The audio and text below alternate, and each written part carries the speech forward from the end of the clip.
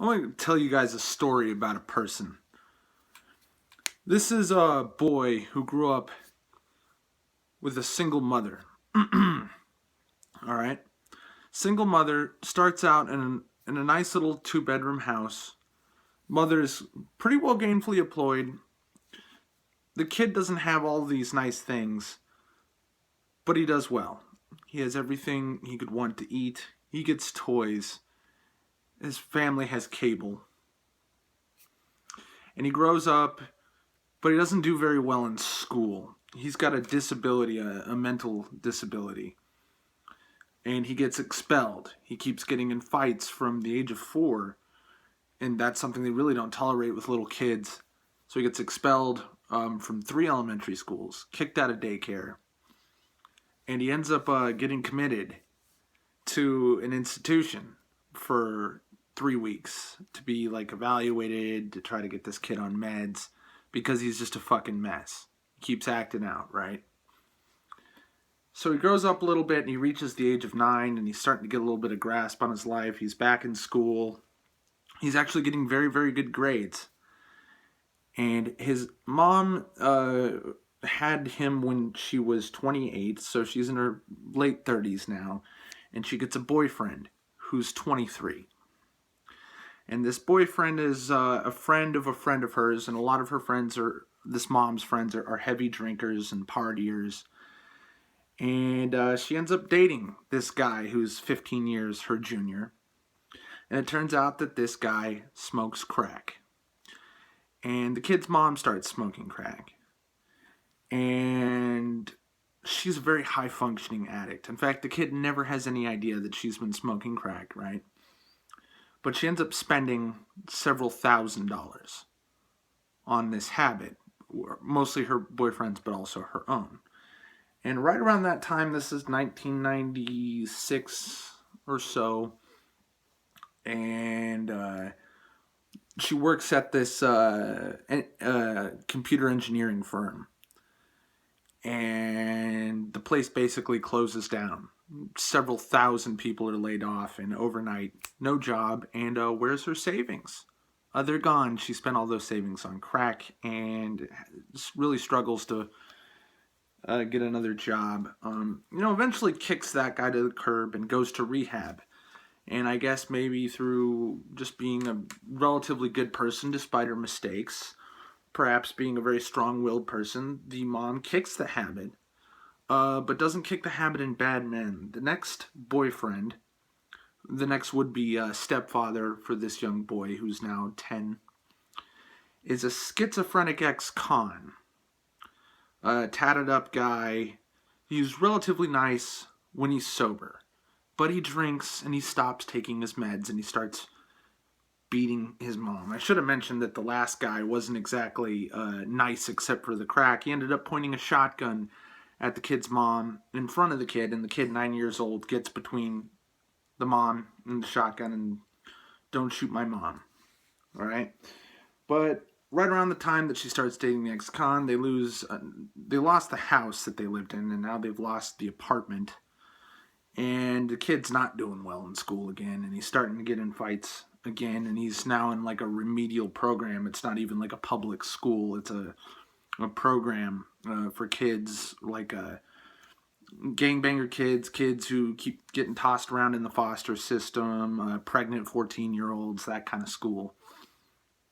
And he goes home and can hardly sleep because the dad is beating the mom a lot. And he keeps calling the cops. He doesn't know what to do. The mom judges him for calling the cops. She thinks she's in control of the situation. The would-be stepfather, the boyfriend of the mom, the schizophrenic ex-con, is causing problems again. And eventually now they're living in like really, really low-rent housing. Like basically slums where like the people who live there are druggies, not so great people. These are like single room apartments now. They at least got a kitchen and a stove and a fridge, but it's basically a room and a bathroom. And now the kid's in that situation. He's like 11 now, right? And eventually the ex-con gets rid of him. His mother marries the guy, by the way, well, he's on work release. He's like in a work release prison where like he can leave for the weekends and he can go to work. But he still has to like show up there a lot of the time. It's like outpatient prison. I don't know how else to describe it to you. It's not something that shows up on TV a lot. I don't know how many of you people have a frame of reference for this kind of thing. And eventually the guy stops taking his meds, purposefully overdoses on drugs, and basically gets simultaneously arrested for domestic abuse, as well as, what do you call it? In Florida, they call it Baker acting somebody, but it's basically the cops send you to the mental institution. And by this time, the kid is an absolute fucking mess.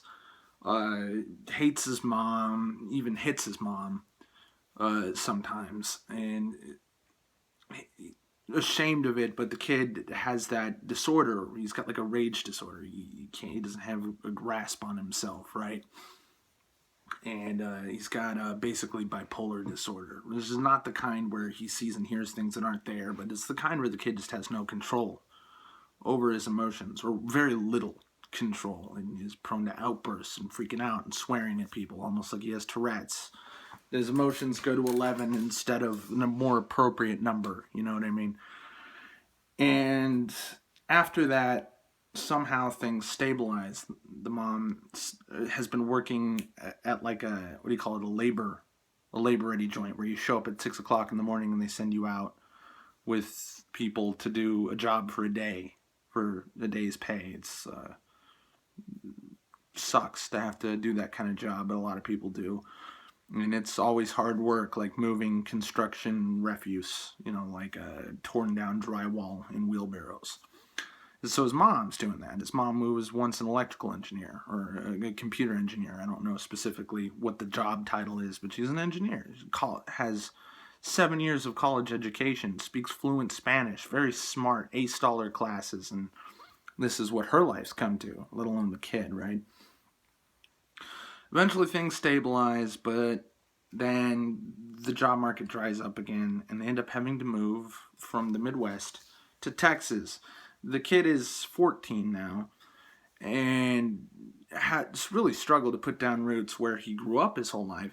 But, he had to live with his grandmother and go to school in another state while his mom was in rehab. And then while they were essentially homeless, they lived in a place like the basement of a crack dealer's house, couch surfing with family friends. He doesn't have any relatives that live in state besides his mom, so they're in it together, and they've gone into motels, lived with an aunt in another city, and the kid's room becomes somebody's walk-in closet where he basically has a mattress amongst somebody else's clothes, a small little 10-inch television in black and white, and a Super Nintendo, and that's how he spends his days after going to class, where he buses in at 5 o'clock in the morning to go 2 cities over to go to his actual school when he doesn't even actually live in that fucking city anymore.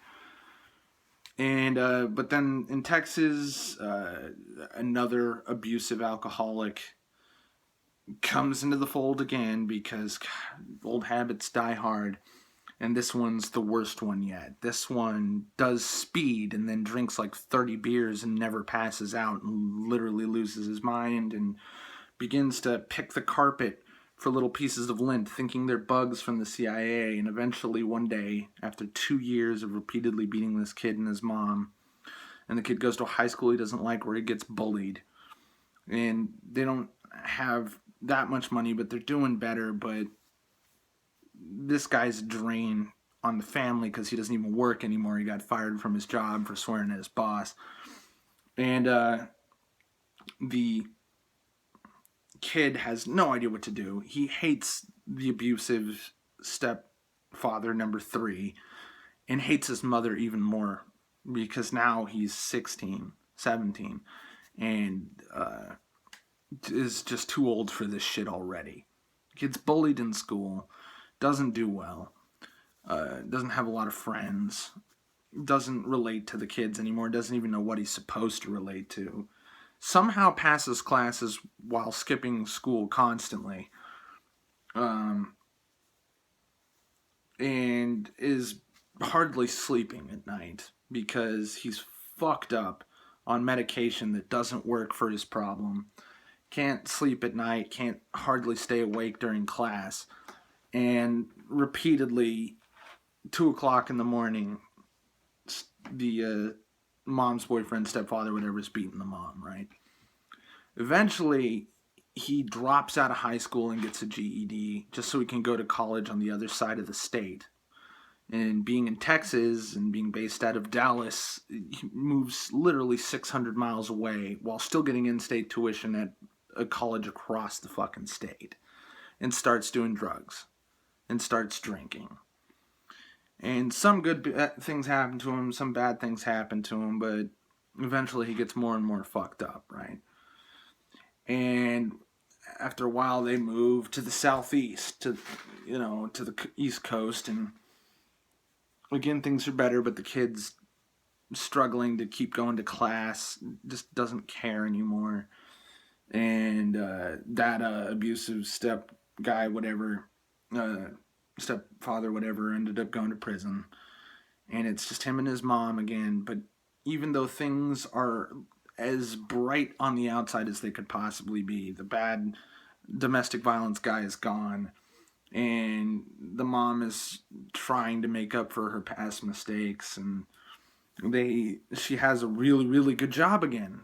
For the first time in more than 10 years, the family has money and can have nice things, but the kid is as fucked up as ever.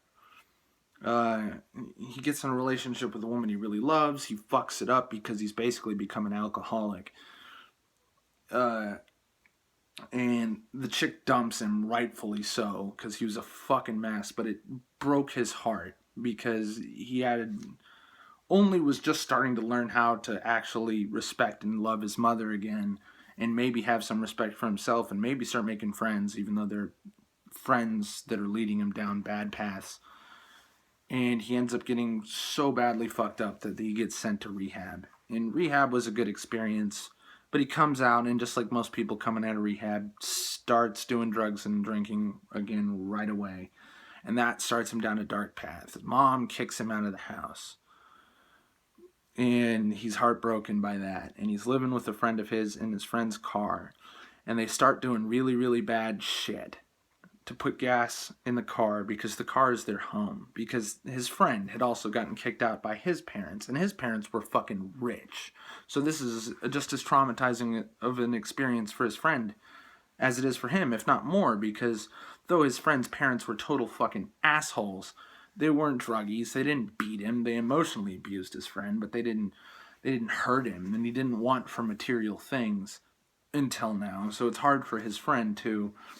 And they do stuff that I can't describe to you for legal reasons that involves felonies and firearms and theft.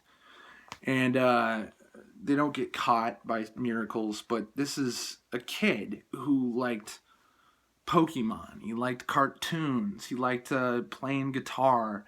He liked really simple things. This wasn't some hardened thug kid. This wasn't a kid from... He was from the poor side of town, but not the rough side of town.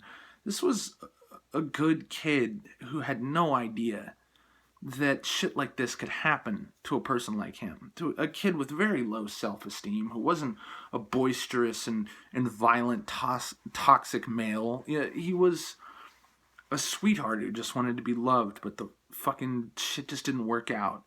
And whether it was somebody fucking it up for him or him making very terrible mistakes that were all his fault, everything was going wrong. Eventually, though, that kid gets his act together. He gets clean, he gets sober, and he gets his shit together.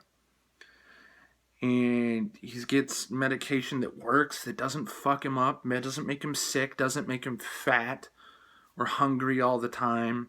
He's not around anybody violent. He's not around anybody who does drugs. He starts to get a love for learning and gets a job, starts taking care of himself. And maybe things aren't all right, maybe things aren't perfect, but things are as great as they've ever been for this kid. I'm sorry this tale was super fucking long, and I have no idea how many of you sat down and listened to this whole thing. But that kid was white. That kid was male. That kid was me.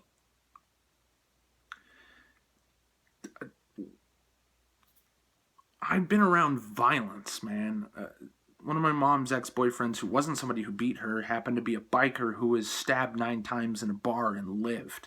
He's like the butcher knife version of a white biker, like, what's that rapper's name?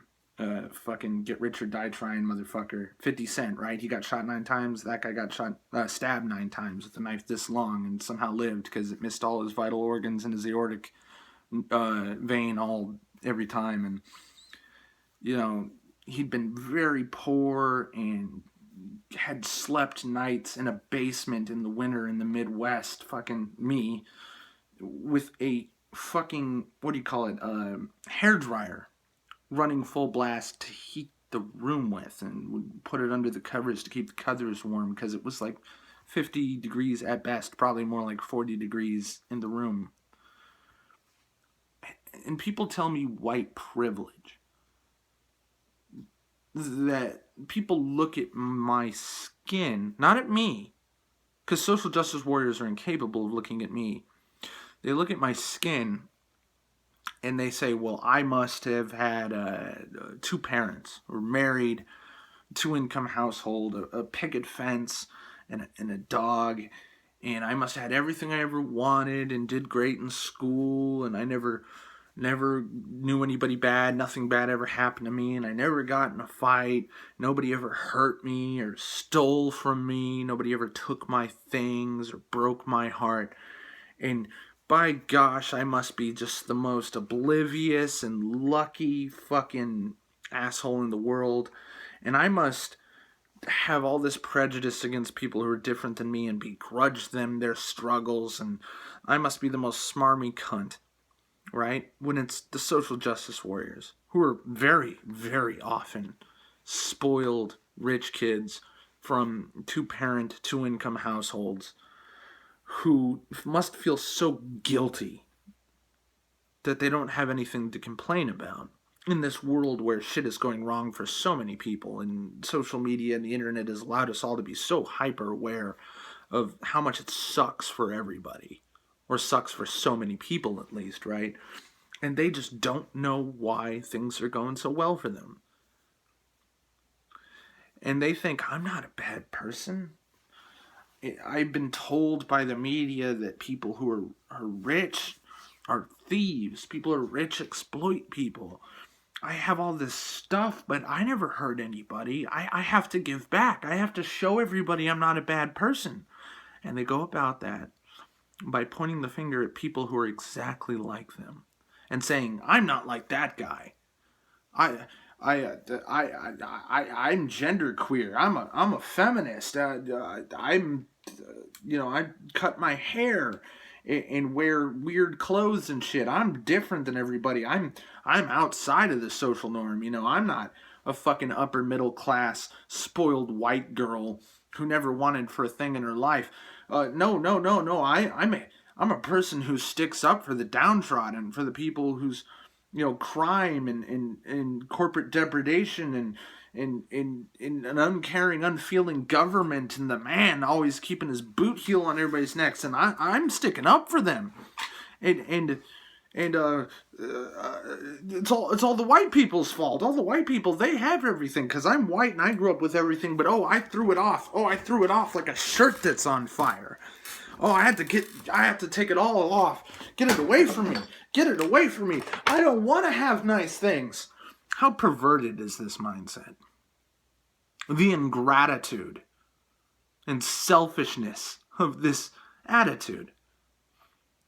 Invariably, even with the black kids who are running around and doing this shit, where are they doing it? Yale and Harvard. How the fuck they get in there?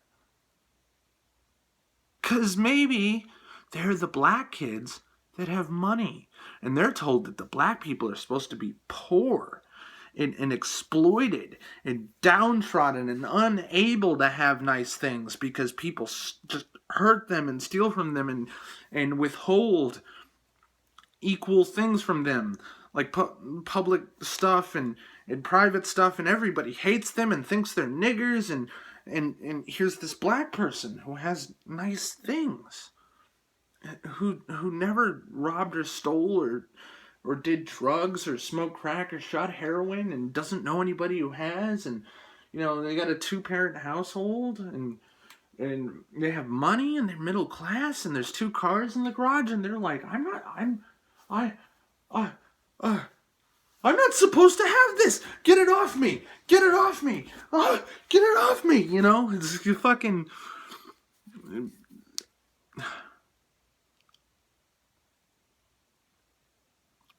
It's not wrong to have nice things.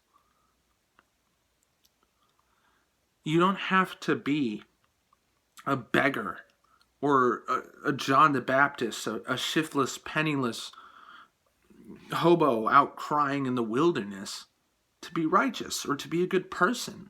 And you don't have to scream how much you're a good person online for people to know you're a good person. You ever heard the phrase walk the walk?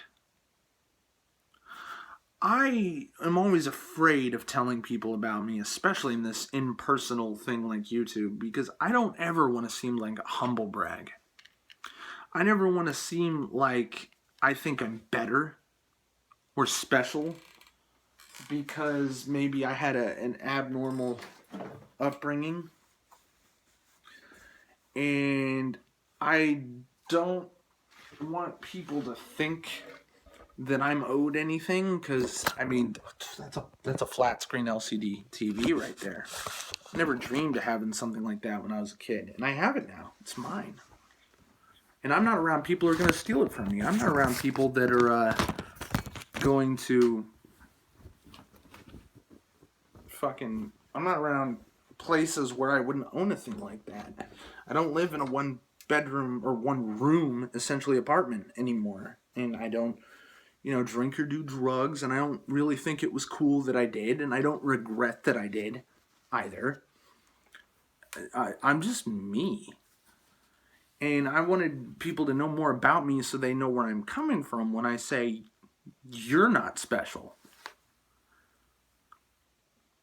But you're also not some fucking useless cog in a machine just because you had it any better or worse than I did.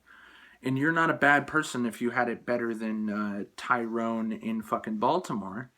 And you're not a bad person if you have it as good as Donald Trump. And you're not a bad person if you're Tyrone in Baltimore, unless you're doing stereotypical things from that kind of area.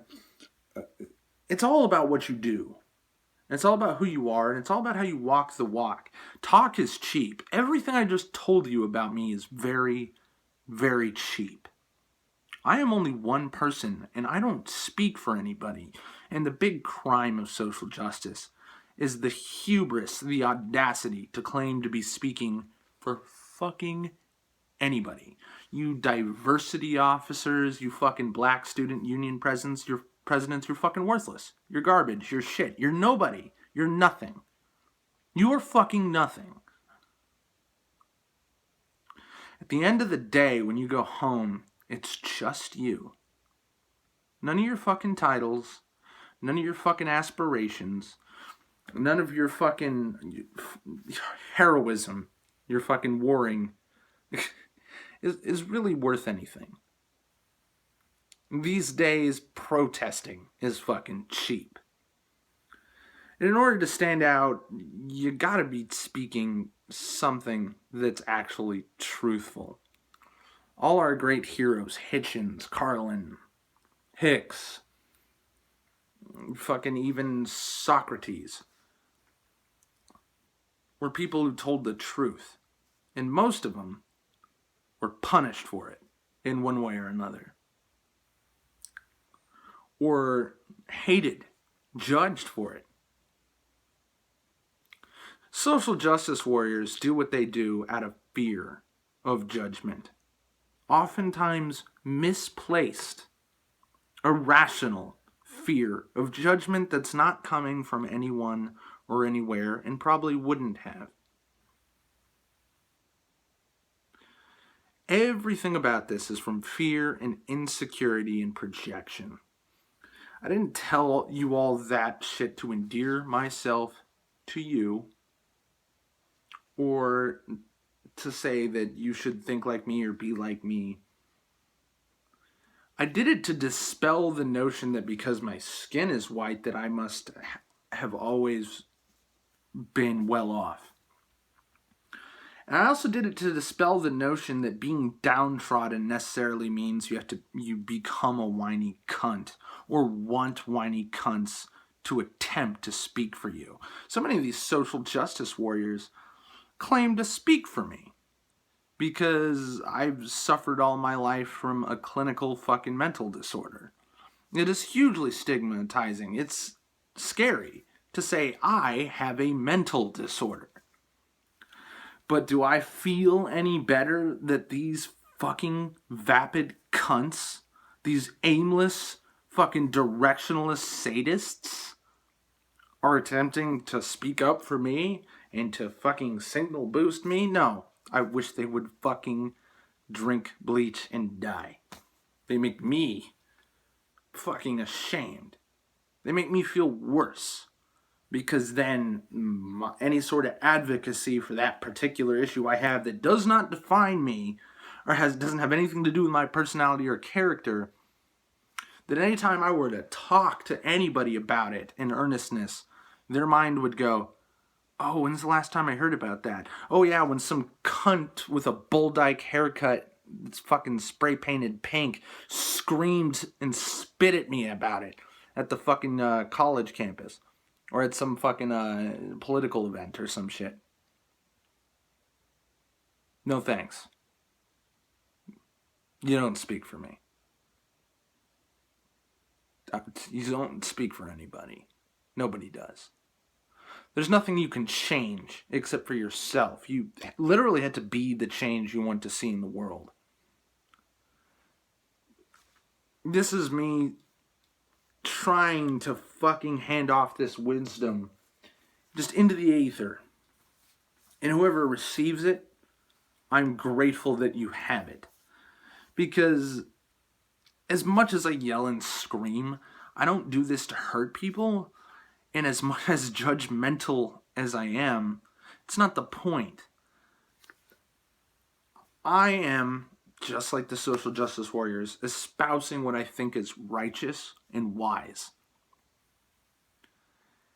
And I think that people would be better off knowing these few things that I know, rather than not knowing, or worse yet, only having heard, or at least only believing, or only having heard, at the least, what the social justice warriors say.